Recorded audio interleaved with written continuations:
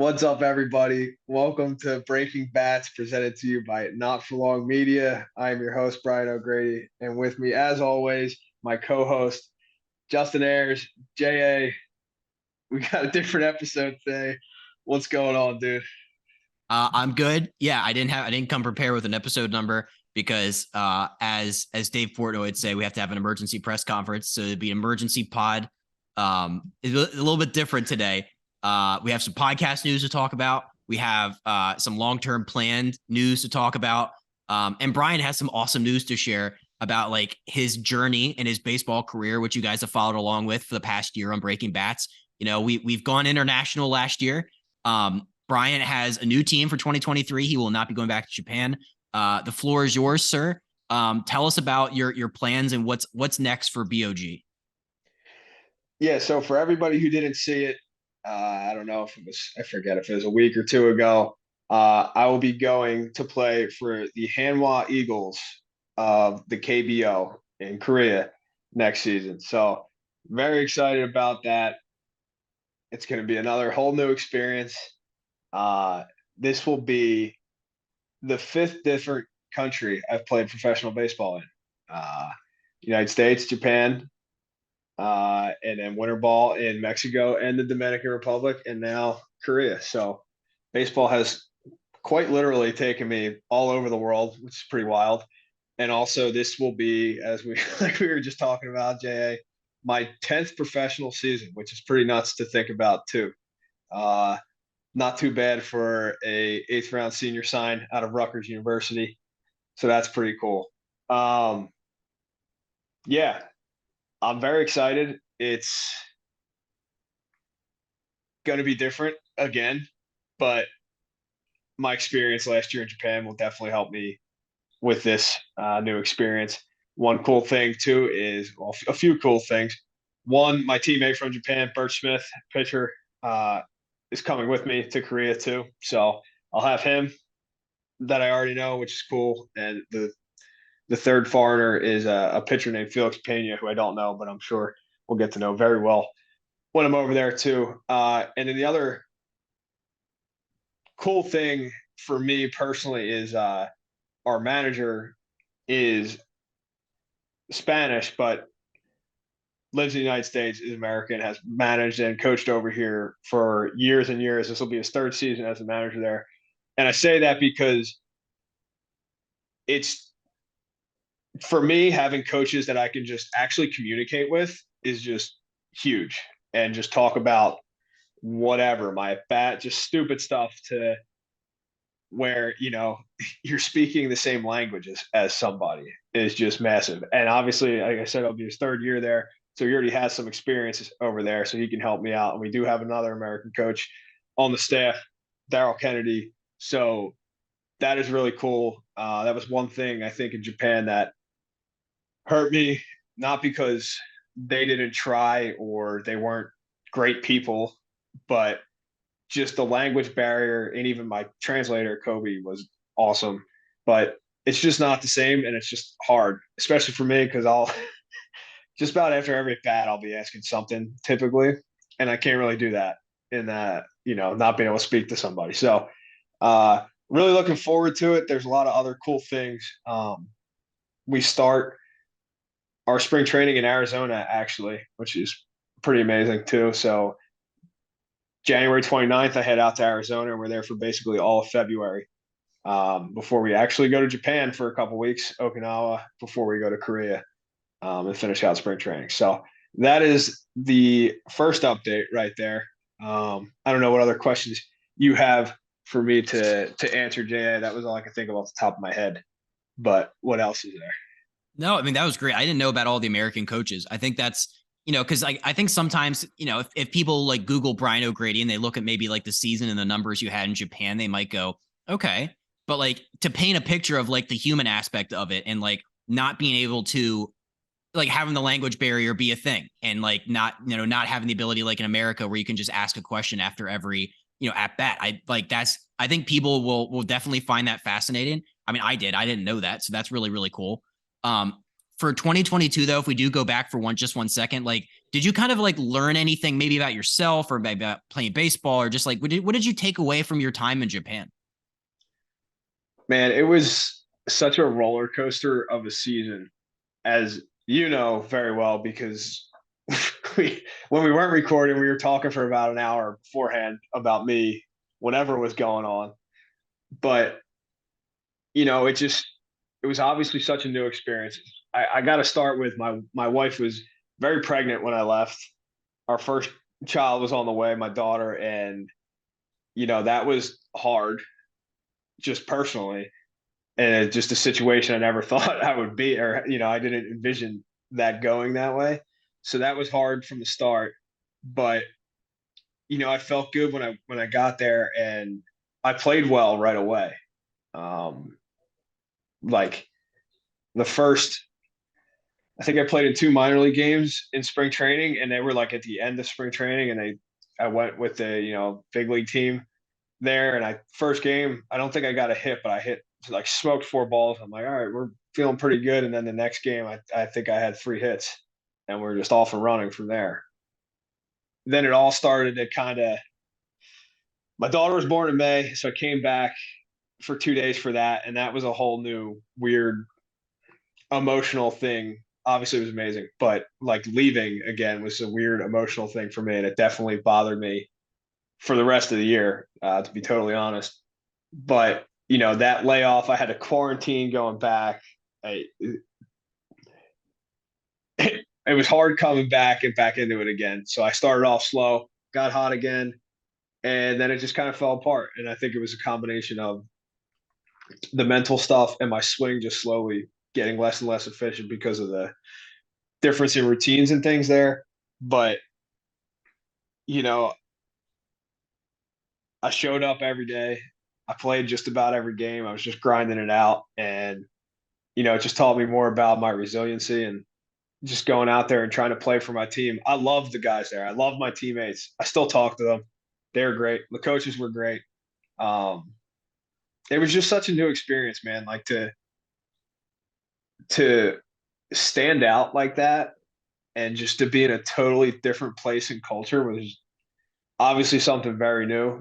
And I wish I could go back and be out more and like enjoy more things.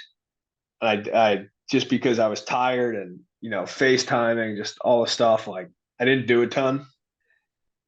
I wish I could go back and change that, but you know, more than anything for me, I think it taught me to enjoy the game, as cliche as that sounds, like have fun and keep it simple. Like I was trying to do with my swings, trying to do so many different things, like when it wasn't going right and stuff like that, and just so many different thoughts. And it's like, how can you even perform when you're doing all that, So that's been an adjustment this off season that I feel great about. But um, I would say those are probably the biggest things I learned from being in Japan. Hey, I mean, thank you for sharing all of that.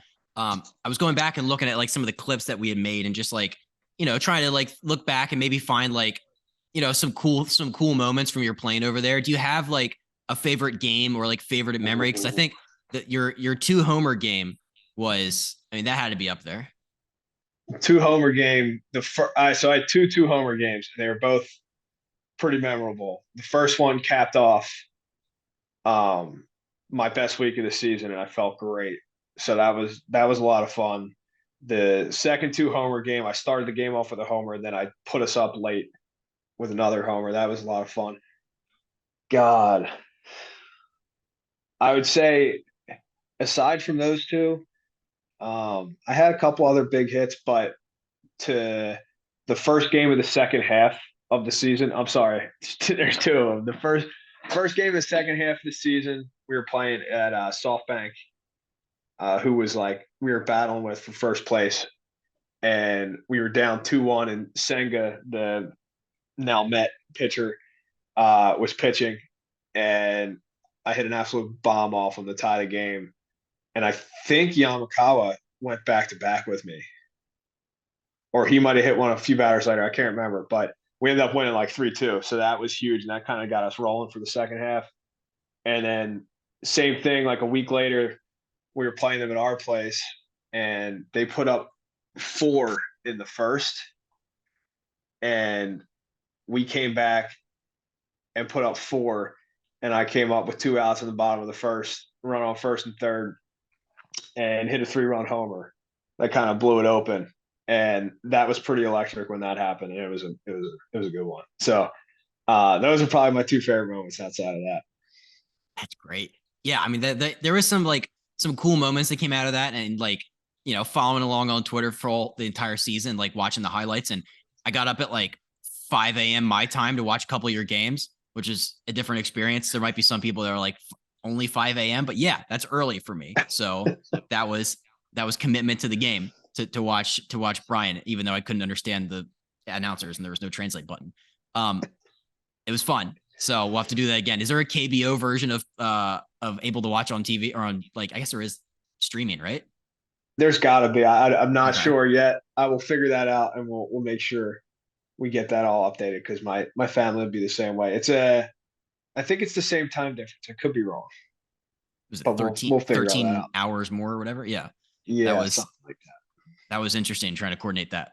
I didn't mind it though. Because like I like working at night anyway. So it was like your mornings, my nights. Yeah, let's just make it work. The KBO, what, like, I don't know a ton about the league. I'm curious, like, what you knew about it going in, and like, have you like learned obviously like more about it as like you've been a member of the team for 2 weeks or whatever? Yeah, I think it first started kind of like maybe a decent amount of people in 2020 when the COVID stuff happened. They were putting the KBO on ESPN because there was no baseball here, and it was on at like very random times, so maybe people didn't see it too. But that was kind of my first taste of actually seeing it, and interest for me from KBO teams started around then. Like in 2019, before I got called up, I knew that teams from Korea and Japan were watching me, so I kind of was a little more interested just because, like, hey, this might be a route I go one day. And so I started to know about it back then. In 2021, the same team, Hanwha, before I signed with the Padres, was trying to get me to go to Hanwha. That was basically the last 2 right there. The Padres matched their offer to keep me here. But it's a league where it's a little more offensive. The pitching isn't as dominant as it is in Japan. So it should be good for me. My team is younger and hasn't been very good the past few years, so hopefully we can change that and be more competitive this year, and hopefully guys are getting better and all that stuff. But it'll be a great challenge. I mean, it's good baseball. I don't know how to I don't know how to explain it to people. Like Japan, it's not like when you try to compare the level to here, like it's not the major leagues, but at the same time, it's like it's just different. Guys are still really talented, and especially the pitching is very, very good. But it's just a different style of baseball, and it's just hard to like say, oh, it's AAA, or it's if I had to, I would say it's better than AAA. Not as good as major leagues would be like the way I would put it, but it's also not that. I don't know. So Korea is the same way. Like it's going to be hard, but it's just a different style. So we got to make some adjustments, and I'm looking forward to it. They love it there. The fans love it, so it should be a lot of fun. Cool thing too is the travel for me. I'm in like the middle of the country, so it's super easy travel everywhere we go, which is awesome. Love that. And it just sounds like they treat everybody really well, and it's just going to be a great experience. And I've heard nothing but good things about Korean food over there, so I'm looking forward to that too. Yeah, I mean, that's not a bad like little added bonus there. That's so cool, dude. All right, I guess like the last things as we kind of wrap up here on our emergency pod, whatever you want to call it, is like kind of like the plan moving forward. And like the future for the pods, like we'll still be doing them every week, but like maybe talk a little bit about like what the next couple months will look like for you, and and then I can kind of bring up what we're going to be doing for like the episodes every week. Yeah, so this is the biggest reason for this pod. I'm going to be taking a break from doing the podcast because of I need to just spend some time with my family, make sure I'm doing all that and getting ready for the season. Uh, Similar to last year, they will not be with me the entire time. Thank God they'll be coming out. Otherwise, I would have done it. But uh, I am going to miss them terribly. So I just need to take this time to be with them before I leave. So I will be taking a break. I'm not done. I'll definitely be back, but just need the time to kind of to be with them, be ready for the season, and then just get my bearings in Korea. And once I kind of have all that figured out, I'll be back on. Jay will be making me look good again. And in the meantime, while I am gone, JA will be running it, and he can tell you about that. Yeah, it's not going to be a one man show. So maybe there's some people out there that don't really enjoy the sound of my voice. I know I don't. So those people will be glad to know that Ryan Ripken will be filling in for Brian here in the interim. It's great. Brian, this is going to be Ryan and Brian is really going to throw me for a loop here. That's going to be a thing. I hope that doesn't. Hope I don't accidentally just call him Brian. That would be bad. But Ryan and I have we've become friends, which is cool because like he's come on a bunch. We did like the playoffs with him and I did like our little mini episodes during the World Series run and stuff. So he's been on here a bunch, which is cool. He's like he brings his own kind of like he brings his own takes, but he also is going to come cool with like his friends will come on and like a lot of Orioles and Nationals people will come on and talk to him that he's been friendly with over the years. So it'll be really cool. And we're going to talk all about like previewing this upcoming MLB season, like breaking down the news, bringing on guests every week. Like the pod won't stop, which I'm happy about. And I'm glad Brian gets to take a few months here to get ready for like it's a big year for our guy BOG. So I'm glad he's taken a little time and getting himself ready to come back strong. And I know like this spring or whenever he decides to come back, it'll be sitting here waiting for him. It's like when you're it's not going to be like when your parents go out of town and you leave like the 16-year-old in charge of the house. There's not going to be any raging parties. We're going to keep everything smooth sailing. Yeah, we'll see about that. But yes, I'm glad. I'm thankful for you and for Ryan to keep this going, even though you always keep it going. But I appreciate it because I don't want this to stop. I feel like we've built a little something over this past year doing this, and some people enjoy it. So it has been fun. And yeah, I'm not ready to have it be done. I just need a little time, and thankfully, you're great, and Colin's great, and Ryan is great for helping us out too. So I'll still be listening, and I'm pumped. And what a reunion episode it'll be the day I come back. Hopefully, I'm hitting 500 with 20 homers a month into the season, but we'll see what happens. It's gonna be a tearjerker. I can already tell. It's gonna be the classic sitcom tropes of you coming back on and just like we're gonna have like the sitcom like gasp / cheer playing in the background. It's gonna be great. So all the clips are gonna be epic. We're gonna make the "I'm coming home" like Carmelo Anthony. Oh my god, that's gonna be great. That's gonna be the "I'm coming home" episode from the Breaking Bats podcast when Brian comes back is going to be electric. So that's something to look forward to this spring. Stay tuned. Absolutely. Well, did we cover everything? I think so. I don't have any other questions left. I think people are really going to appreciate kind of like the raw and unfiltered look in the last year. Cause like I said, like it's something that like, I'm not sure a lot of people will be able to do what you did last year and to like go overseas and to like, to do what's best for the O'Grady clan over there. So, yeah, I think this is really cool. And I think people are going to be waiting for your return, but I think they'll be really happy with the next, couple months of Ryan and I, not Brian. I appreciate it. And yes, there, I'll still be firing off my tweets and tweeting at Breaking Bats, but the people are definitely in good hands with you and Ryan. So just keep listening, everybody. And it's been a lot of fun for this year for me. and can't wait to be back in a few months.